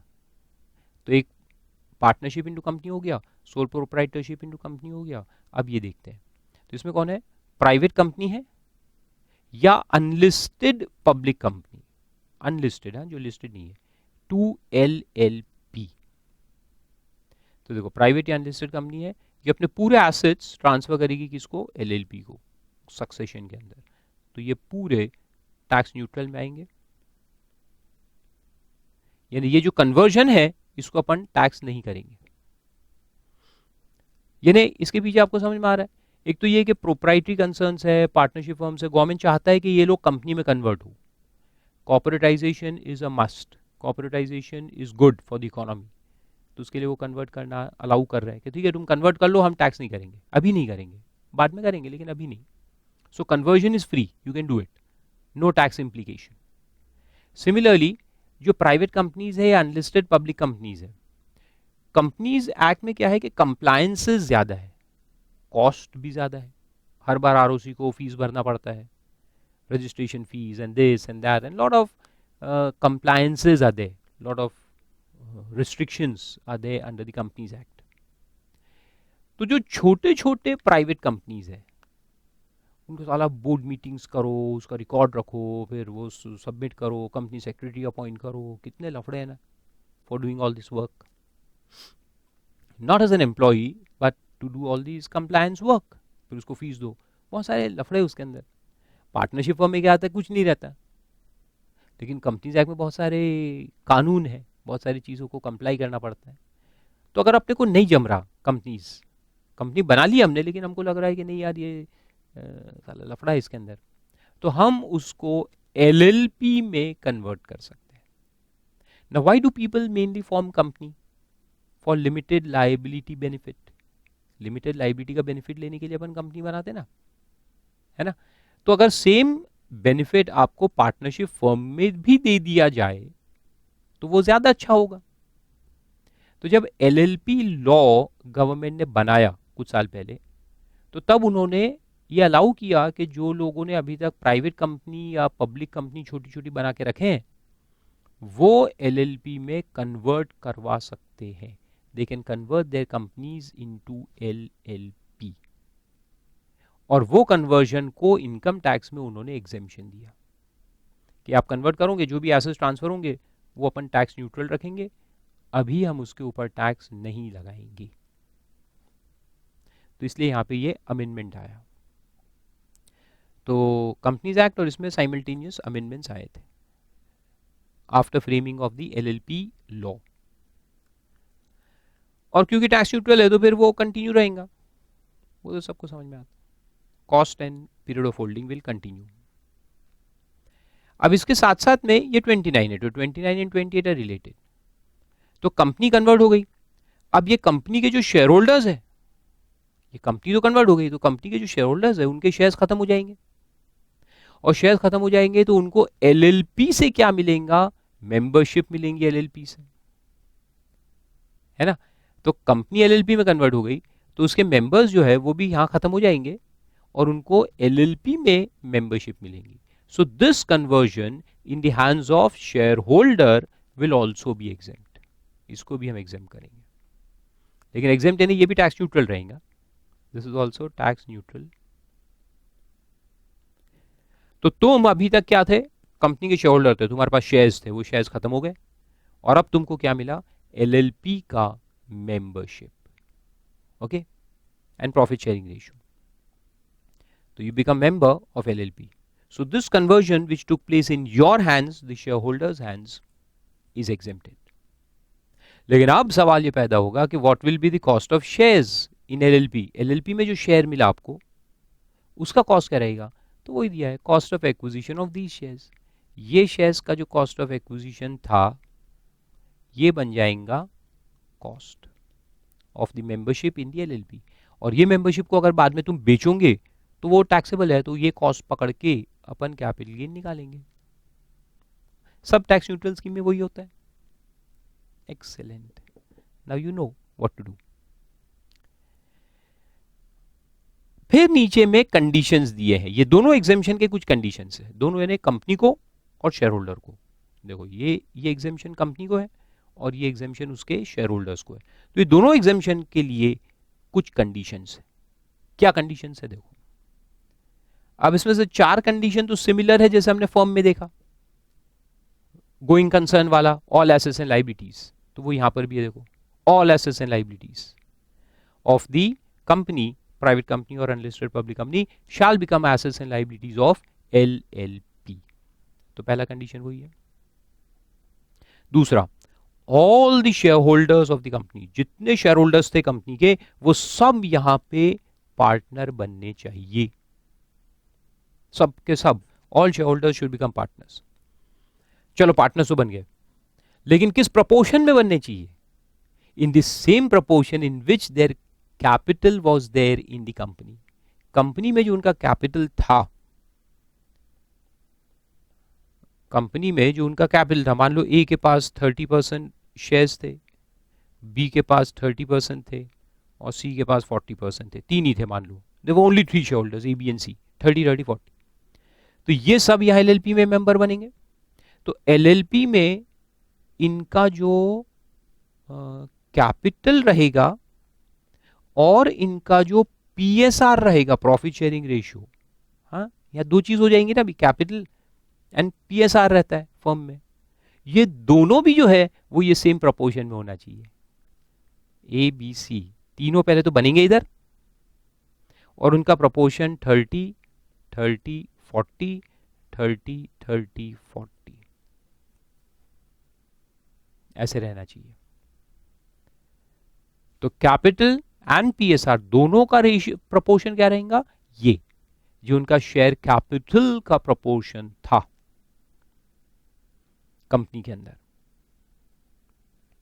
तो वो second condition.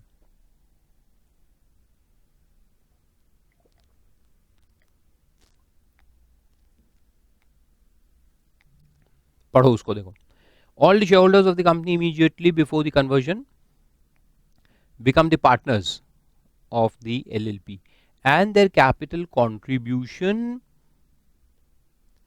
and PSR in the LLP are in the same proportion as their shareholding in the company on the date of conversion.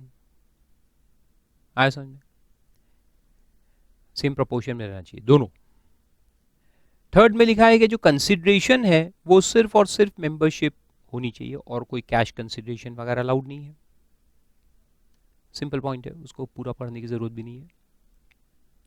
तो यहां तुमको जो कैपिटल कंट्रीब्यूशन और जो तुम्हारा पीएसआर, ये जो दो चीजें तुमको मिली, बस वही कंसिडरेशन होना चाहिए। और फोर्थ कंडीशन भी वही है कि इनका एग्रीगेट जो ये रहेगा profit sharing ratio in the company, sorry in the LLP shall not be less than 50% for 5 years. 50% इनको मेंटेन करना है 5 साल तक। पीएसआर 50% इनके पास रहना चाहिए। कौन? एबीसी, जो पुराने वहां शेयर होल्डर्स थे जो यहाँ पार्टनर्स बने, तो उनका aggregate profit sharing ratio 51%, I mean से 50% रहना चाहिए फॉर 5 years। आपस में चेंज हो सकता है बाद में, दे कैन चेंज इट, किसी का कम किसी का ज्यादा कर दिया वो चलेगा, थोड़ा बहुत बाहर वालों को दिया वो भी चलेगा, लेकिन 50% से नीचे नहीं आना चाहिए। यानी वही controlling interest of LLP should be in the hands of the old share holders. कितने साल तक? 5 years। समझा लॉजिक इसका? गुड। तो ये 4 तो वही है जो पहले वहां थे, यानी फर्म को कंपनी में कन्वर्ट किया था 4 देखे थे, वो 4 यहां पे भी है उल्टा करके। अब यहां पे 3 पॉइंट अलग है। ये 3 पॉइंट अलग क्या है वो देखो। 5th नंबर पे है द सेल्स, टर्नओवर और gross receipts in business of the company in any of the 3 preceding years, preceding previous years, यानी जिस प्रीवियस ईयर में कन्वर्जन हुआ उसके पहले की 3 साल। देखो, previous years preceding the previous year in which the conversion take place does not exceed 60 lakh rupees. यानी अगर आपका कन्वर्जन 17-18 में है तो 17-18 के पहले के जो 3 साल है वो तीनों साल में इस कंपनी का टर्नओवर 60 लाख से कम होना चाहिए, कोई भी एक साल में ज्यादा नहीं होना चाहिए। यानी तीनों साल का 60 60 60 से कम होना चाहिए। इसका मतलब क्या है कि ये कंपनी कौन सी कंपनी है? Small company. ये फिफ्थ पॉइंट क्या रिप्रेजेंट कर रहा है? That the company should be a small company, small small minuscule company, बहुत ही छोटी सी कंपनी होनी चाहिए, बड़ी कंपनी नहीं, not having a big business, very small company. ठीक है, अब चलो स्मॉल कंपनी है तो अपन एक काम करेंगे। देखो स्मॉल दो चीजों पे होती है, एक तो बिजनेस वाइज यानी टर्नओवर वाइज एक स्मॉल होती है, और एक एसेट्स वाइज भी तो होती है ना, कि how much investment is gone into this company. हमारी कंपनी का इन्वेस्टमेंट करोड़ में है, लेकिन हमको कन्वर्ट करना ही चाहिए इसको एलएलपी में, तो अपन क्या करेंगे, 3 साल तक बिजनेस को कम कर देंगे, टर्नओवर को 60 लाख से कम कर देंगे, और फिर बोलेंगे कि नाउ वी आर स्मॉल। अरे लेकिन asset wise you are big. तो गवर्नमेंट ने 2 पैरामीटर्स पे इसको जज किया है। तो ये देखो फिफ्थ पॉइंट का जो पैरामीटर है वो टर्नओवर का है, और 6 पॉइंट जो है वो एसेट वाइज है। तो दोनों पे चेक किया उसको कि स्मॉल है कि नहीं। तो स्मॉल होने के लिए हमको दोनों चेक करना पड़ेगा, टर्नओवर 60 लाख से कम होना चाहिए 3 साल में, और जो एसेट्स है वो कितने से कम होनी चाहिए। देखो तो लिखा है the total value of assets as appearing in the books of accounts of the company in any of the 3 previous years preceding the previous year in which the conversion took place does not exceed 5 crore rupees। 2016 finance act में ये point insert हुआ था, 5 करोड़ से कम होना चाहिए, या 5 करोड़ तक है तो चलेगा। पिछले 3 साल में टर्नओवर 60 या उससे कम होना चाहिए, और पिछले वही 3 साल में जो तुम्हारे टोटल एसेट्स है वो 555 करोड़ या उससे कम होने चाहिए। कोई भी साल में 5 करोड़ को ऊपर नहीं जाना चाहिए। अगर गया तो आप हो गए big company, then you can not convert it into LLP. You can but you will not get the exemption. Okay, और आखिरी पॉइंट है कि no amount is paid either directly और indirectly to any partner out of the balance of accumulated profits standing in the accounts of the company on the date of conversion for a period of 3 years from the date of conversion। कोई समझा सकता है इसका मतलब क्या है? देखो 5 बार पढ़ के देखो, पढ़ो पढ़ो, मजाक नहीं कर रहा मैं।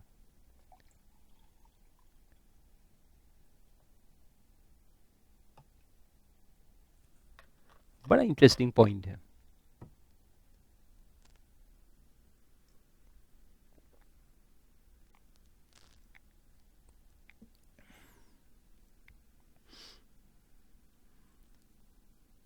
आया कुछ समझ में?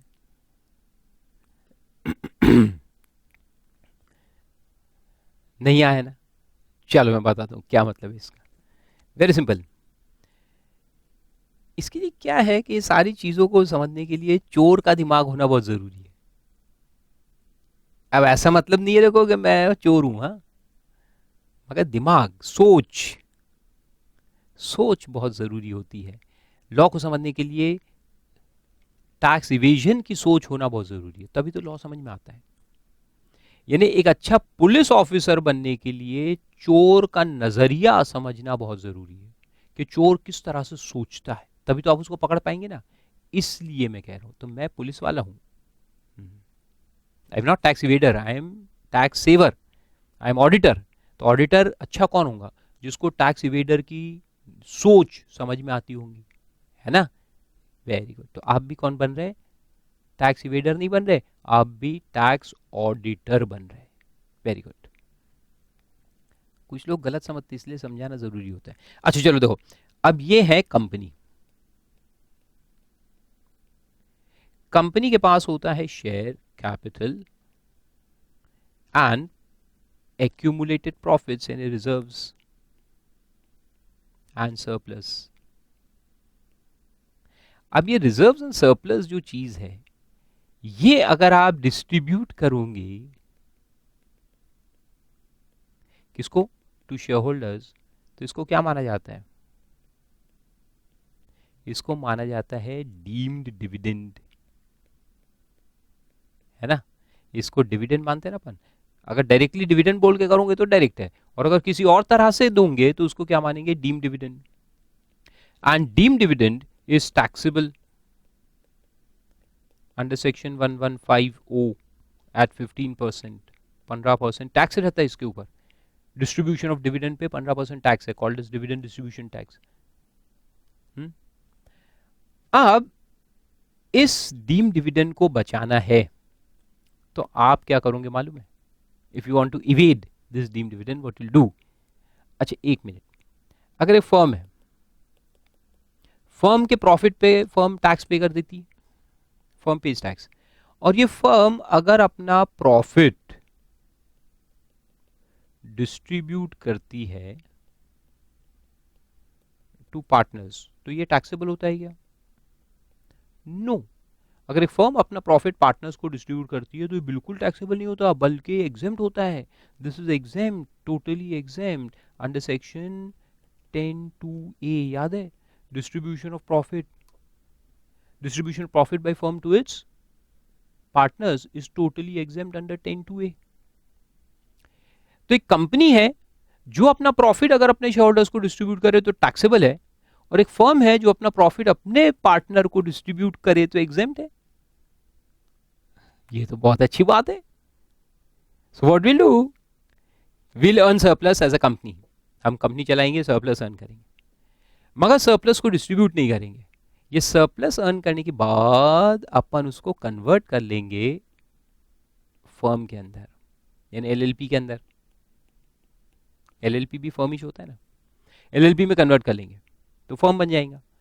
अब फर्म बनाने के बाद ये जो पूरा प्रॉफिट यहां से यहां आएगा, इसका जो कैपिटल है वो तो यहां पर अपन पार्टनर्स कैपिटल बना देंगे, और जो सरप्लस उसको सरप्लस करके रिकॉर्ड कर लेंगे। सारे एसेट्स इधर आ जाएंगे, सारे सब चीज इधर आ जाएगा। फिर ये सरप्लस को हम हमारे पार्टनर्स में डिस्ट्रीब्यूट कर देंगे और बोलेंगे ये तो एग्जेम्प्ट है, दिस इज एग्जेम्प्ट। होगा ना टैक्स प्लानिंग? सरप्लस था वो अगर आप डिस्ट्रीब्यूट करते तो टैक्सेबल था, आपने उसको एलएलपी में कन्वर्ट कर लिया, सरप्लस इधर आ गया, इधर आने के बाद हमने उसको डिस्ट्रीब्यूट कर दिया, और फिर बोलेंगे कि ये तो एग्जेम्प्ट है 10(2)(a) के अंदर, because who is distributing? Firm. Who, to whom? Partners. 10(2)(a) exempt। तो गवर्नमेंट ने कहा ये सोच अगर आपकी है, बहुत बुरी सोच है, गंदी सोच, ये सोच करके आप कंपनी को फर्म में कन्वर्ट कर रहे हैं, नॉट गुड, नॉट गुड। तो इसलिए उन्होंने कहा कि ये रिजर्व्स एंड सरप्लस जो फर्म को मिलेंगे वो आप 3 years तक डिस्ट्रीब्यूट नहीं कर सकते। 3 साल तक आप डिस्ट्रीब्यूट नहीं कर सकते, नो डिस्ट्रीब्यूशन।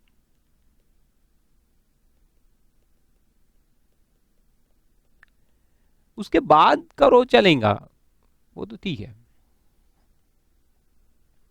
बाद में करो चलेगा, लेकिन 3 साल तक कम से कम नहीं, मत करो। तो मॉरेटोरियम लगा दिया है 3 साल तक, for 3 years you can not distribute. यानी गंदी सोच क्या होती है कि भाई अब भी कन्वर्ट करो और अब भी डिस्ट्रीब्यूट करे, तो वो नहीं। आप कन्वर्ट करो, उसको चलाओ एज अ फर्म, 3 साल तक रखो, फिर बाद में लगे तो डिस्ट्रीब्यूट करो, that's fine, that's fine. Permanently तो नहीं रोक सकते, 3 साल तक रोका है। आया समझ में? तो इस तरह से कितने कंडीशन हुए? 7 conditions for conversion of unlisted public company और a private company into a limited liability partnership. याद रखने का, थ्योरेटिकली क्वेश्चन आ सकता है। उसके बाद विड्रॉल ऑफ एग्जेम्पशन दिया है। विड्रॉल में वही रहता है कि अगर ये लोग कंप्लाई नहीं करेंगे, 5 साल का जो कंडीशन है ना, कि सारे जो पार्टनर्स है, ये जो पुराने शेयर होल्डर्स जो भी पार्टनर्स बने, उनको 50% PSR, 50% PSR जो मेंटेन करना है फॉर 5 years। तो ये PSR सॉरी फॉर 5 years, तो ये अगर वो मेंटेन नहीं करेंगे तो विड्रॉल ऑफ एग्जेम्पशन होगा। तो जो एग्जेम्पशन हमने कंपनी को दिया वो विड्रॉ करेंगे, और किसके हाथ में टैक्स करेंगे? देखो, Where the aforesaid conditions are not complied with, the capital gain exempted on transfer shall become chargeable in the hands of successor LLP. LLP के हाथ में टैक्स कर देंगे, or the shareholder of the predecessor company, as the case may be, for the previous year in which the conditions are violated. तो दो है ना, ये जो कंपनी के एसेट्स जो ट्रांसफर हुए थे एलएलपी को, तो इसका जो एग्जेम्पशन था ये विड्रॉ करके किसके हाथ में टैक्स करेंगे? एलएलपी के हाथ में। ये जो एसेट वाला एग्जेम्पशन था वो एलएलपी के हाथ में टैक्सेबल होगा, और जो इसके शेयर होल्डर्स थे, शेयर होल्डर्स जिनको हमने एग्जेम्पशन दिया था, उनके शेयर्स कन्वर्ट हो गए थे, किस में कन्वर्ट हुए थे? एलएलपी के मेंबरशिप में। तो ये जो कैपिटल गेन था इसको भी हमने एग्जेम्पशन दिया था, मगर ये एग्जेम्पशन हम किसके हाथ में टैक्सेबल करेंगे? ये शेयर होल्डर के हाथ में ही टैक्सेबल करेंगे। So this exemption will be taxable in the hands of share holder upon violation. तो अगर इन्होंने अपना शेयर 50% से नीचे कर दिया एलएलपी के अंदर, तो जितने शेयर होल्डर को एग्जेम्पशन मिला था, एबीसी अपने एग्जाम्पल में थे, तीनों को टैक्सेबल कर देंगे वापस से।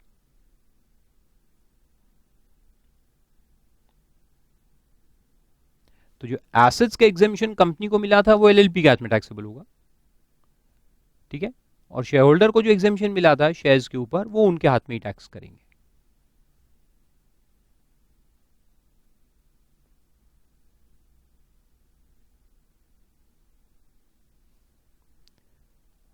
आए समझ?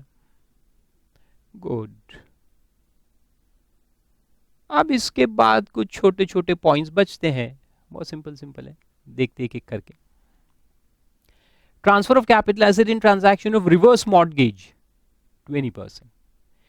अब ये रिवर्स मॉर्टगेज क्या होता है कि सीनियर सिटीजन्स के लिए होता है, जिनके पास घर होते हैं लेकिन खाने के पैसे नहीं है, खाना खाने के, क्योंकि रिटायर हो गए तो देयर इनकम हैज स्टॉप्ड, जो इनकम रेवेन्यू इनकम होता है वो बंद हो जाता है, लेकिन अपनी जवानी में जो एसेट्स बना के रखे उन्होंने वो है उनके पास। So they have got houses, they have got big properties, but they don't have money to ईट।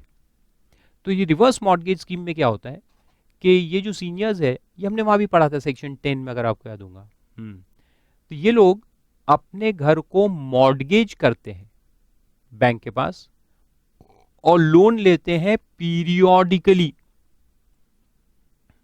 इसलिए उसको रिवर्स मॉर्टगेज कहते हैं। रिवर्स वर्ड क्यों आया देखो मैं आपको समझाता हूं, इसको छोटा सा जल्दी समझ में आ जाएंगे। नॉर्मल मॉर्टगेज क्या होता है? नॉर्मल मॉर्टगेज लोन जो रहता है ना, वो क्या होता है कि अपन लोग जो जवान लोग हैं, अभी सीए बने 20 साल के 22 साल के, हमको घर चाहिए पैसे नहीं है, घर चाहिए पैसे नहीं है, so we take loan,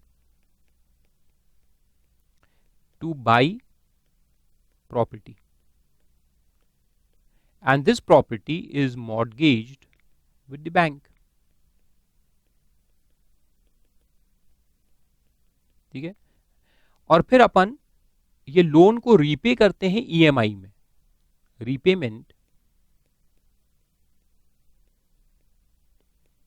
in monthly installments, है ना, ईएमआई में लोन को रीपे करते हैं, और जब पूरा लोन रीपे हो जाता है तब ये मॉर्गेज खत्म हो जाता है और प्रॉपर्टी फिर हमारे नाम से रजिस्टर हो जाती है। This is a normal mortgage loan, यानी लोन लो और घर खरीदो, घर मॉर्गेज रहेगा, repayment of loan will be in EMI. So you take loan to buy property. This is normal mortgage. अब रिवर्स मॉर्टगेज क्या है देखो, रिवर्स मॉर्टगेज में ऐसा है,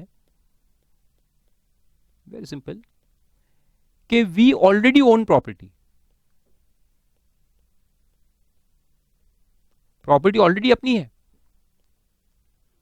we already own a property and we mortgage it to bank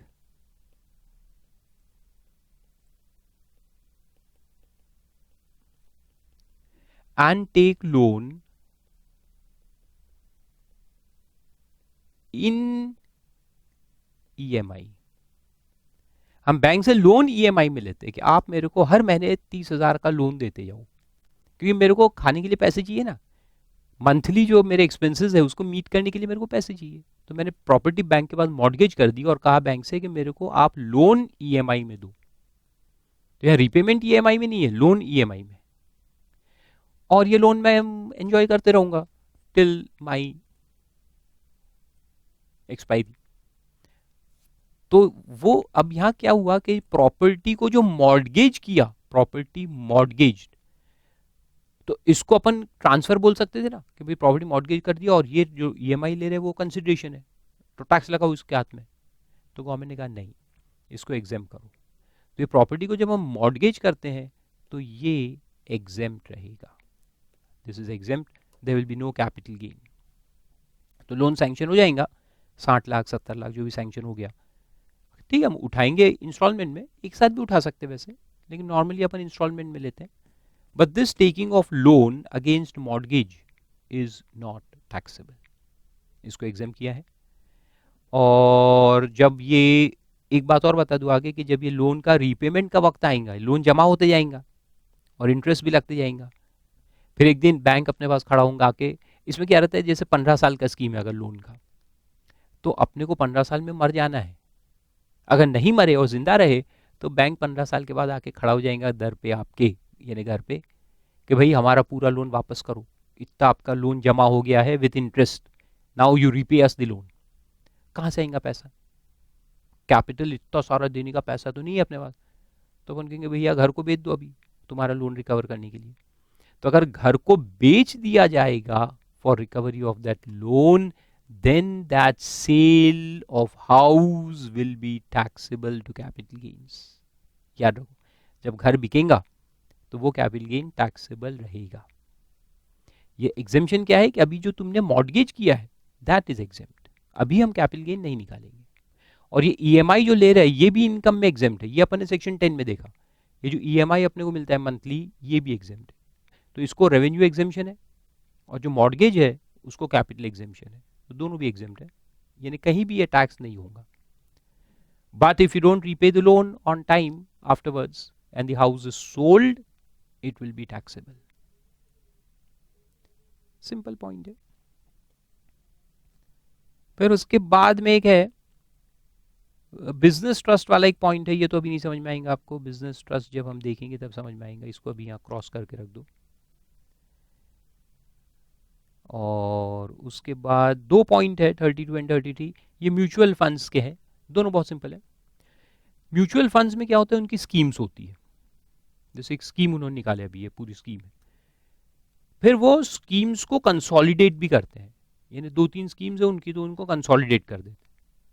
तो consolidation अगर होगा स्कीम्स का, तो आपके जो म्यूचुअल फंड के यूनिट्स थे पुरानी स्कीम के, वो यूनिट्स को खत्म करके नए स्कीम के यूनिट्स आपको दिए जाएंगे। तो ये अपन कोई विड्रॉ थोड़ी कर रहे पैसा, सिर्फ यूनिट बदल रहा है, एक स्कीम का ना हो गया दूसरा स्कीम का हो गया, मेरे को तो समझ में भी नहीं आएगा इन्वेस्टर को कि भाई क्या हो गया इसके पीछे, हमारे तो पैसे इन्वेस्टेड है वो म्यूचुअल फंड के पास ही रहेंगे, सिर्फ वो यूनिट को बदल देंगे, स्कीम का नाम बदल देंगे। तो उसकी वजह से क्या कैपिटल गेन आना चाहिए हमारे हाथ में और टैक्सेबल होना चाहिए? ऑफ कोर्स नहीं, तो उसको एग्जेम्पशन दिया है। तो एक है कंसोलिडेटिंग स्कीम, यानी पूरा स्कीम कंसोलिडेट करते हैं, और इसी का भाई नीचे है 33 में जहां पे प्लान लिखा है। तो एक स्कीम होती है, स्कीम के अंदर अलग अलग प्लान्स होते हैं, जैसे ग्रोथ प्लान, री investment plan, dividend pay out plan, ऐसे प्लान हो, स्कीम एक होती है और उसके अंदर में प्लान। तो कभी कभी वो प्लान्स का कंसोलिडेशन होता है, कभी कभी स्कीम का कंसोलिडेशन है, one scheme with another scheme. तो जितने भी है कंसोलिडेशन, चाहे प्लान का हो चाहे स्कीम का हो, ये एग्जेम्प्ट है। और फिर जो नए यूनिट्स अपने को मिलेंगे उसका कॉस्ट क्या लेंगे, पुराने यूनिट्स का कॉस्ट, जो पहले यूनिट्स का कॉस्ट था वो नए यूनिट्स का कॉस्ट ले लिया जाएगा, और पुराने यूनिट का पीरियड ऑफ होल्डिंग नए यूनिट के पीरियड ऑफ होल्डिंग में ऐड हो जाएगा। वेरी सिंपल पॉइंट, पढ़ने की भी जरूरत नहीं है। दोनों भी 32 एंड 33, यहाँ देखो यहाँ कंसोलिडेटिंग प्लान है। तो सिंपल वर्ड में बता दूं कि ये स्कीम्स होती है, स्कीम्स के अंदर में अलग अलग प्लान्स होते हैं, और यही एक और स्कीम थी म्यूचुअल फंड की, म्यूचुअल फंड वही है, LNT म्यूचुअल फंड या ICICI म्यूचुअल फंड, इनके ही स्कीम्स है। तो कभी कभी ये स्कीम्स को कंसोलिडेट कर देते हैं और कभी कभी ये जो अलग अलग प्लान्स है इनको कंसोलिडेट करते हैं। तो ये कंसोलिडेशन में जो नए यूनिट्स अपने को मिलेंगे तो वो ओल्ड के बदले न्यू, वो एग्जेम्प्ट है। और फिर अपने हाथ में नए यूनिट्स आ जाएंगे तो नए यूनिट्स का कॉस्ट क्या लेंगे, पुराने यूनिट्स का कॉस्ट, और नए यूनिट्स का पीरियड ऑफ होल्डिंग क्या लेंगे, including the old units period of holding for computing capital gains. तो बहुत सिंपल है दोनों point. So guys, that was section 47 in totality. So as you can see, except a few cases which are really exempt, all others are just tax neutral. और last में शुरुआत जहाँ से किया था वहाँ से फिर एंड करता हूँ कि दो तरह के हमने देखे इसमें, एक जिसमें असेसी सेम है जैसे शेयर होल्डर ऑफ अमेलगेमेटिंग कंपनी, और एक एसेट दूसरे एसेट में कन्वर्ट हो रहा है तो इसको हमने एग्जेम्पशन दिया। लेकिन फिर नए एसेट का कॉस्ट ऑफ एक्विजिशन हम क्या लेते हैं, सेम एज ओल्ड, और पीरियड ऑफ होल्डिंग इंक्लूड करते हैं। करेक्ट, ये एक तरह का देखा। और दूसरा हमने देखा कि जहां पर एक पर्सन एसेट को दूसरे पर्सन को दे रहा है, जैसे गिफ्ट हो गया, फिर बिजनेस रीऑर्गेनाइजेशन स्कीम्स हो गए, amalgamating company transferring asset to amalgamated company and so on and so forth. अभी ये लेक्चर में देखा sole proprietary concern transferring assets to company.